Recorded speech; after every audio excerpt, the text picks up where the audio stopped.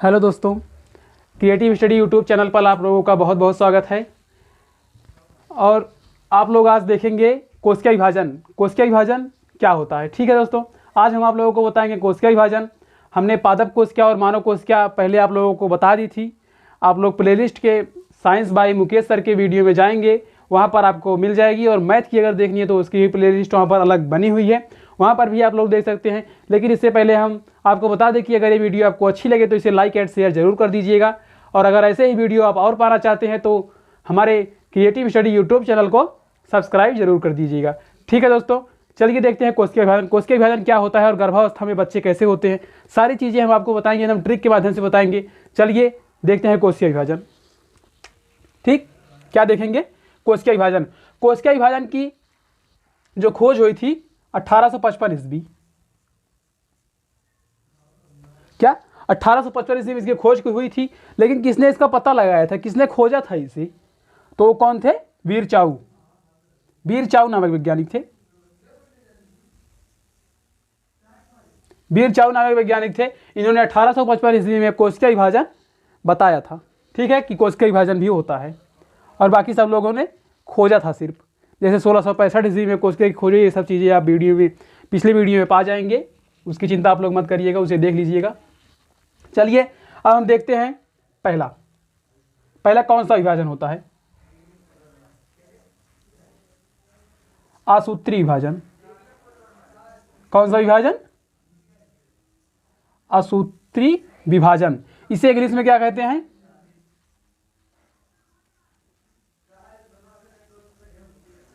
अमीटोसिस। क्या कहते हैं दोस्तों इसे इंग्लिश में? अमीटोसिस। अब दूसरा हम इसी प्रकार देख लेते हैं। दूसरा देख लेंगे सूत्री विभाजन।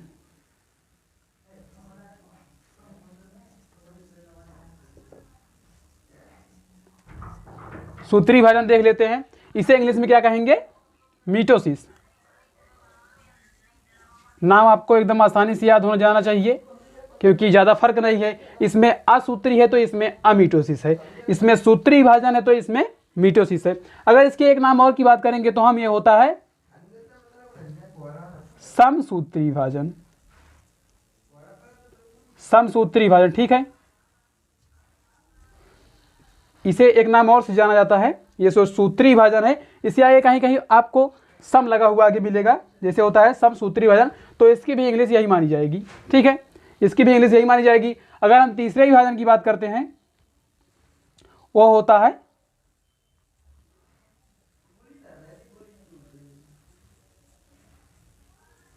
अर्धसूत्री विभाजन। इसकी इंग्लिश क्या होगी दोस्तों? मियोसिस। इसकी इंग्लिश होती है मियोसिस। चलिए एक बार हम इसकी फिर से रिवीजन कर देते हैं ताकि आप लोगों को एकदम ढंग से याद हो जाए। चलिए देखो, इससे पहले असूत्री विभाजन। ठीक है, सबसे पहले तो 1855 ईस्वी में वीरचाउ नामक वैज्ञानिक ने कोशिका विभाजन बताया था। ठीक, इसकी खोज हुई थी। और इसका विभाजन में कितने विभाजन हुए थे? पहला विभाजन जो है वो है असूत्री विभाजन। ठीक, असूत्री विभाजन की इंग्लिश जो होती है वो होती है अमीटोसिस। ठीक, दूसरा विभाजन होता है सूत्री विभाजन। सूत्री विभाजन को समसूत्री विभाजन भी कहा जाता है। ठीक, समसूत्री विभाजन भी कहा जाता है। इसकी इंग्लिश होती है क्या दोस्तों? मीटोसिस। ठीक है, अगर हम अर्धसूत्री विभाजन की बात करें, अर्धसूत्री विभाजन की इंग्लिश क्या होती है? तो होती है मियोसिस, यही होती है।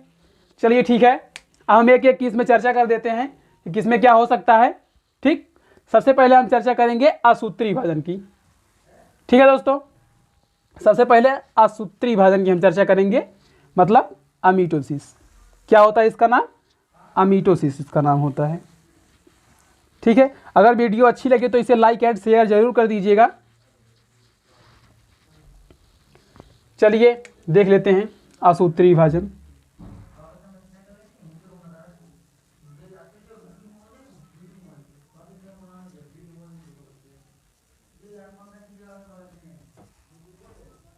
असूत्री विभाजन, इसे इंग्लिश में क्या कहते हैं? ये क्लास देखने के बाद आप लोगों को दोबारा ये क्लास देखने की ज़रूरत नहीं पड़नी चाहिए, जिस हिसाब से हम आपको बता रहे हैं। ठीक है, एकदम अच्छे से समझा रहे हैं, आप लोगों को भी एकदम अच्छे से समझ में आ जाना चाहिए। ठीक, चलिए देखते हैं, जहाँ ना समझ में आए वहाँ पर कमेंट कर दीजिएगा। कि सर यहाँ पर नहीं समझ में आया। तो इसके अगर हम पहले पॉइंट की बात करेंगे तो ये अविकसित कोशिकाओं में पाया जाता है। ये जो है असूत्री विभाजन अविकसित कोशिकाओं में पाया जाता है।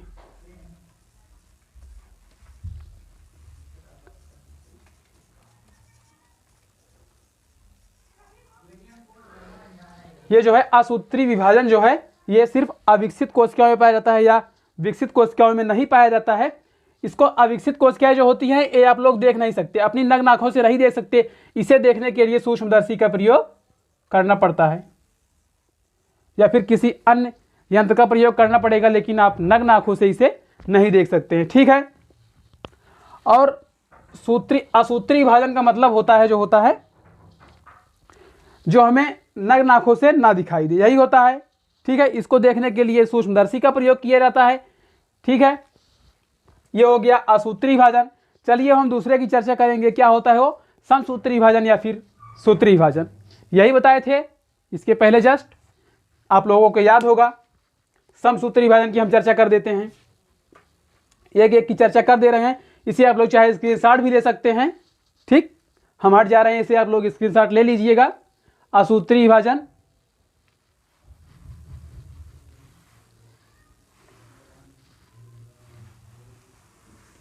ठीक है दोस्तों। इसके बाद क्या हमने बताया था, असूत्री विभाजन के बाद दूसरे पॉइंट में क्या बताया था, सूत्री विभाजन।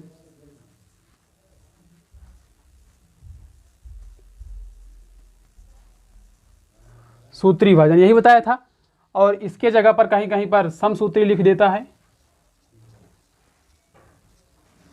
यही बताया था, कहीं कहीं पर समसूत्री मिल जाएगा आप लोगों को, कहीं पर सूत्री विभाजन मिल जाएगा। तो आप लोग घबराइएगा नहीं, कहीं पर भी अगर आपको असूत्री के अलावा कहीं पर सूत्री दिख रहा है तो वो होगा सिर्फ सूत्री विभाजन। इसके अगर इसकी हम बात करेंगे तो क्या होता है, मीटोसिस। यही बताया था, मीटोसिस यही बताया था ना। तो समसूत्री विभाजन का जो मतलब होता है, समसूत्री विभाजन या फिर सूत्री विभाजन का जो मतलब होता है वह होता है हड्डियों का जुड़ना। ठीक, हड्डियों का जुड़ना, हड्डियों का जुड़ना, यही होता है। क्या होता है, हड्डियों का जुड़ना, जो कि बच्चों में ये आपको कायिक कोशिकाओं में मिलेगा। किस कोशिकाओं में, कायिक कोशिका। ठीक है दोस्तों, ये आपको कायिक कोशिकाओं में मिल जाएगा। इसका मतलब होता है हड्डियों का जुड़ना। हड्डियां किस चीज में सबसे जल्दी जुड़ जाती हैं, क्या, मनुष्य में तो इतनी जल्दी जुड़ती नहीं है, लेकिन अगर वयस्क मनुष्य में, अगर हम बच्चों की बात करेंगे, क्या,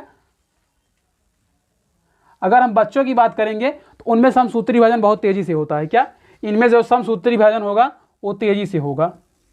आप लोग अच्छे से समझ लीजिएगा, पूरा पूरा हम नहीं लिख रहे हैं, लेकिन समझने के लिए काफ़ी है। ठीक है। बच्चों में सबसे ज़्यादा समसूत्री विभाजन होता है। जैसे आप लोग देख सकते हैं, अभी अगर बच्चे खेलते हैं तो कहीं पर अगर गिर गए तो उनके हाथ पैर टूट जाते हैं, तो बहुत जल्दी, क्या, बहुत जल्दी वो बहुत तेज़ी की प्रकार से जुड़ भी जाता है। लेकिन अगर अभी वयस्क में देखा जाए तो इतना जल्दी समसूत्री विभाजन नहीं हो पाता। समसूत्री विभाजन का मतलब ही होता है हड्डियों का जुड़ना। यहाँ पर आप लोग देख रहे होंगे कि समसूत्री विभाजन का मतलब ही होता है हड्डियों का जुड़ना, जो कि बच्चों में बहुत तेजी के साथ पाया जाता है। और अगर इसके हम कायिक कोशिकाओं में बात करें तो कितने परसेंट पाया जाएगा, 98%। 98% इसमें लगभग सभी जीव जंतुओं में होता है। ये जो विभाजन है समसूत्री या फिर सूत्री विभाजन, ये 98% सभी जीव जंतुओं में पाया जाता है, एकदम व्यवस्थित रूप से। ठीक है। चलिए अब हम अगले की चर्चा कर देते हैं। आप लोग इसका भी स्क्रीनशॉट ले लीजिएगा, हम हट जा रहे हैं। चलिए इसे इरेज करें। चलिए ठीक है, इसे देख लीजिएगा आप लोग। ये बच्चों में बहुत तेजी के साथ होता है। जैसे अभी आप लोग कभी कभी देखे होंगे कि जो ये छिपकलियां होती हैं, इनकी पूंछ छूने से कट जाती है। ठीक, तो हम आप लोग अफसोस करेंगे कि अरे इसकी पूंछ कट गई, लेकिन उसे पता होता है कि उसकी पूंछ ज़्यादा से ज़्यादा 3-4 दिन में जल्द से जल्द आ जाती है। क्या, जल्द से जल्द आ जाती है। तो इसका मतलब है कि बहुत तेज़ी प्रकार से छिपकलियों में समसूत्री विभाजन हो रहा है। ठीक है, उनके अंदर भी तो होता होगा, वो भी तो जीव जंतु के अंदर आते हैं, तो उनके अंदर भी समसूत्री विभाजन पाया जाएगा। लगभग 98% जीव जंतुओं में समसूत्री विभाजन पाया जाता है। ठीक है, तीसरा पॉइंट हमने क्या बताया था? तीसरा पॉइंट क्या बताए थे?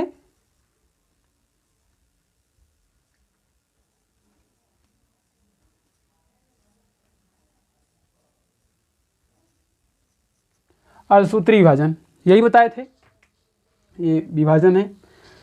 अर्धसूत्री विभाजन बताए थे। इसकी इंग्लिश हमने क्या बताई थी? आप लोगों को याद होना चाहिए। इसकी इंग्लिश हमने बताई थी मियोसिस, यही बताई थी ना। तो अर्धसूत्री विभाजन की जो इंग्लिश होती है वो होती है मियोसिस। अगर हम इसकी चर्चा कर दे तो, या अर्ध का मतलब होता है आधा, आधा, अर्ध, यहां पर आप लोग देख रहे होंगे अर्ध, अर्ध का मतलब होता है आधा आधा। ठीक है, अर्ध का मतलब आधा आधा होता है। और अगर इसकी बात करें तो यह कहाँ पाया जाता है? तो यह जनन कोशिकाओं में पाया जाता है। किन कोशिकाओं में? जनन कोशिकाओं में। जो क्रियाएं जनन क्रियाएं करती हैं, जो जीव जंतु जनन करते हैं, उनमें पाया जाता है लगभग 2%, लगभग 2% पाया जाता है। उसमें 98% पाया जाता था, ये लगभग 2% पाया जाता है जनन कोशिकाओं में। तो इसमें यही है। और अर्धसूत्री विभाजन में और कुछ नहीं है। इसकी इंग्लिश हमने आपको बता दी, मियोसिस। अर्ध का मतलब होता है आधा आधा, और जनन कोशिकाओं में। इसी अर्धसूत्री विभाजन के आधार पे बच्चे उत्पन्न होते हैं। ठीक है, चलिए हम आपको बता देते हैं, चलिए बता देते हैं।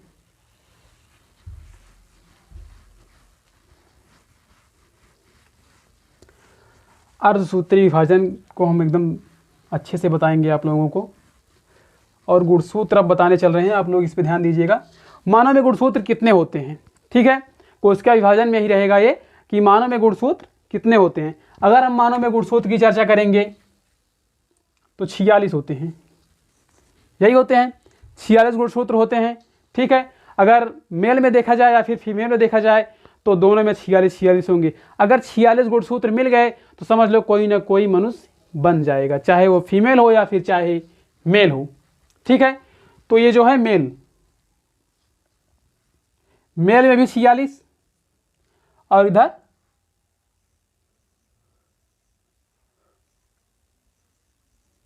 फीमेल में भी 46। ठीक,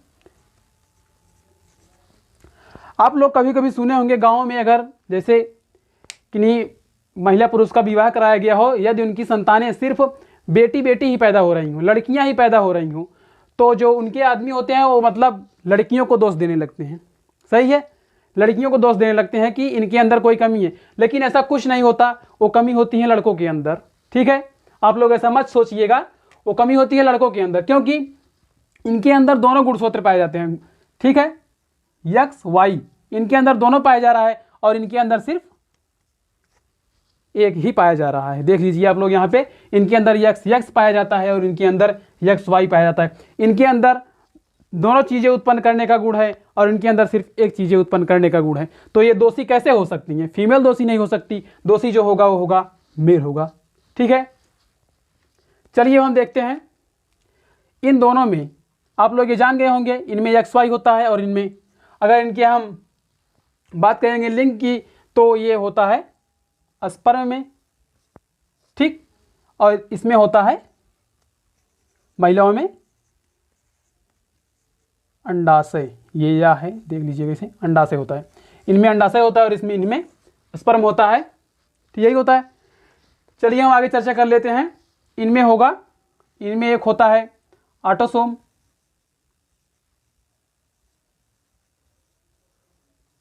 ऑटोसोम, और इनमें एक होता है आलोसोम। और इनमें भी यही होगा,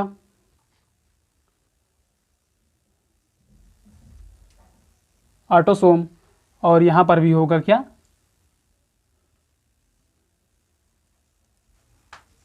आलोसोम। ठीक है, इनमें भी ऑटोसोम आलोसोम पाया जाएगा और इनमें भी ऑटोसोम आलोसोम पाया जाएगा। ठीक है, इसका हिंदी नाम नहीं होता है, इसलिए हम आपको हिंदी नाम नहीं बता सकते। तो इसे कहीं पर भी आप लोग बुक में या कहीं पर भी आप लोग देखेंगे तो इसका इंग्लिश नाम ही दिया रहता है। ठीक है, इनका इंग्लिश नाम ही दिया रहता है। तो अगर हम ऑटोसोम की संख्या देखें, जैसे हमको जनन करा के बच्चे उत्पन्न करना है, ठीक है, जनन करा के बच्चे उत्पन्न करना है, जबकि इनके पास भी 46 है और इनके पास भी 46 है। गुणसूत्र बनते रहते हैं, अगर इनके पास से 46 में से कुछ गुणसूत्र चले भी जाएं तो इनके पास अपने आप गुणसूत्र बन जाएंगे। ठीक है, तो ऑटोसोम की जो संख्या आएगी, जैसे अगर इनमें जनन कराया जाएगा, क्या जनन कराया जाएगा तो इनमें से जो ऑटोसोम की संख्या आएगी वो होगी 44। ठीक, और जो आलोसोम की संख्या आएगी वो होगी 2। ठीक है, और इनमें जो होगा फीमेल में भी ऐसे ही 44 और आलोसोम की संख्या 2, यही होता है। अब इनमें जनन कराया जा रहा है, यहाँ पर आप लोग देख सकते हैं। अब इनमें जब जनन कराया जाएगा तो इनमें से कुछ गुणसूत्र 44 + 2 46 हो चुके हैं इन दोनों में, और इनमें से भी कुछ गुणसूत्र आएगा और इनमें से भी कुछ गुणसूत्र आएंगे। ठीक है, जो ऑटोसोम का कार्य होता है, ऑटोसोम का जो कार्य होता है ये होता है शरीर निर्माण। क्या ये होता है शरीर निर्माण, ये शरीर निर्माण का कार्य करता है और ये लिंग निर्धारण का कार्य करता है। ठीक है, ये लिंग निर्धारण का कार्य करेगा आलोसोम और शरीर निर्माण का कार्य करेगा ऑटोसोम, क्योंकि इसमें गुणसूत्र ज़्यादा है और यहाँ पर आप लोग देख रहे हैं इनमें गुणसूत्र आलोसोम के कम हैं। चलिए हम जनन कराते हैं। इनमें से जो संख्या आएगी ऑटोसोम की, अगर इनमें मेल और फीमेल में, इनमें और इनमें जनन कराया जाएगा तो इनमें से जो संख्या आएगी वो ऑटोसोम की संख्या आएगी 22 और आलोसोम की जो संख्या आएगी 1। ठीक है, इतना पुरुष की तरफ से आएगा। 22 + 1 कितना हो जाएगा? 23। ठीक है, इनमें से 22 आ रही है, इनमें से 1 आ रहा है आलोसोम की संख्या, तो ये हो गया 23। ठीक है, और इनमें से भी यही आएगा, इसमें से भी 22 आएगी और इसमें से भी 1 आएगा +1, इसकी संख्या कितनी हो गई? 23। 23 यहाँ पर और 23 प्लस यहाँ पर कितने हो गए? 46। 46। ठीक है, 23 ये 23 है, 23 कितने हो गए? 46। हमने क्या कहा था? अगर 46 गुणसूत्र हो गए तो किसी ना किसी स्त्री या पुरुष का जन्म होगा। ठीक है, यही बताए थे, कोई ना कोई मनुष्य होगा जिसके अंदर 46 गुणसूत्र पाए जाएंगे। 46 थे, 46 मेल के अंदर थे, 46 फीमेल के अंदर थे। इन्हें 2 पार्ट में विभाजित किया गया है जो शरीर निर्माण और लिंग निर्माण का कार्य करता है। एक है ऑटोसोम और एक है आलोसोम। ये चीज़ें दोनों में प्रक्रियाएं हो रही हैं, जो इनमें होगा वही इनमें होगा।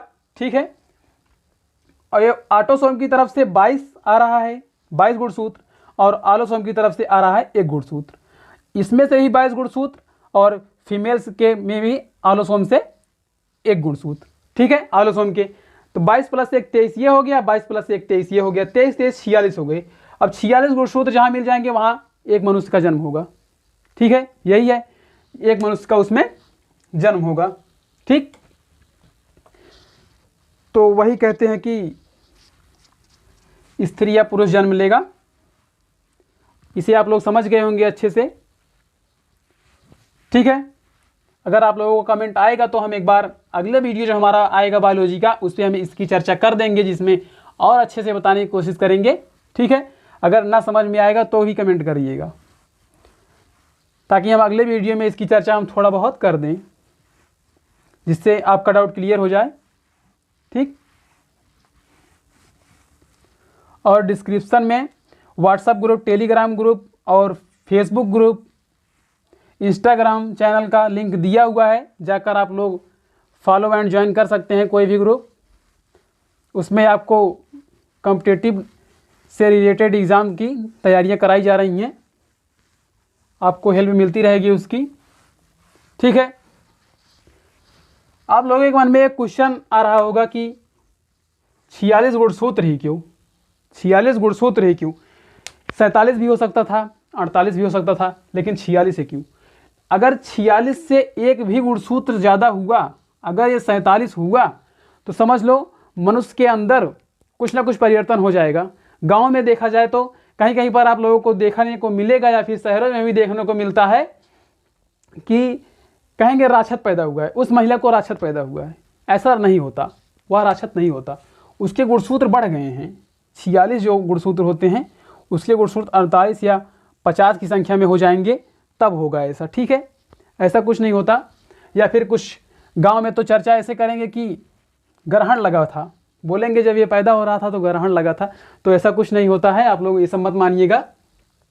आप लोग सिर्फ इतना जानिए गुणसूत्रों की वजह से, अगर गुणसूत्र जब बढ़ जाएंगे तो आप लोगों के जैसे मतलब बढ़ जाएंगे तो पंख वगैरह निकलने लगते हैं, या फिर उंगलियां 6 हो जाएंगी, बहुत सारे परिवर्तन हो जाएंगे। मतलब जितने भी पर्याप्त मनुष्य के अंदर होने चाहिए उससे कहीं अधिक अंग निकलने लगेंगे, पंख भी निकल सकते हैं आप लोगों के, अगर गुणसूत्र की संख्या अधिक होगी तब।